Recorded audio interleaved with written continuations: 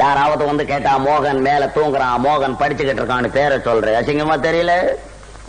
பின்ன வேற எப்படிதான்டா சொல்றது? துரை தூங்குறார், துரை படிச்சுக்கிட்டு இருக்கார் அப்படின்னு சொல்லு. இனிமே அப்படியே சொல்றேன். அதற்கிட்ட காலம்புற எங்க வந்து உன் கல்யாண விஷயமா ஏற்பாடு செய்திருக்கிறேன். I don't like. எனக்கு கல்யாணம் எதை பத்தி நீ பேசக்கூடாது சொல்லி வச்சுட்டு. எனக்கு கல்யாணம் பண்றதுக்கு ஃபேர் கேர்ள் இந்தியாவிலே கிடையாது, எனக்கு நல்லா தெரியும். வேற எங்க பாத்துருக்கிற? பிரான்ஸ்ல ஒரு கிளப்ல இருக்கவளை ஃபிக்ஸ் பண்ணிருக்கேன். அவ்வளவுதான் மேரேஜ் பண்ண போறேன். எனக்கு தமிழ்நாட்டு பொண்ணு தேவையில்லை.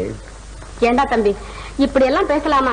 உங்க மாமா வேதரத்னம் இருக்கிறாரு, அவர் பொண்ணு சந்திரான்னு ஒரு பொண்ணு இருக்கிறா, அழகா இருக்கிறா, மூக்கு மூலியமா இருக்கிறா. அவளை நான் கல்யாணம் பண்ணிக்கணும். அதுக்காக இங்க வந்து எனக்கு தொல்லை கொடுக்குறேன்.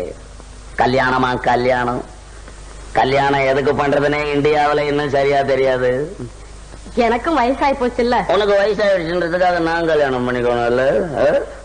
என் மூச்சு இருக்கிறப்ப எப்படி ஒவ்வொருத்தர் மூச்சுக்கும் கல்யாணம் பண்ணிக்கிட்டு இருந்தா என் மூச்சு என்ன ஆகுறது? மோகன், நீ கல்யாணம் செய்து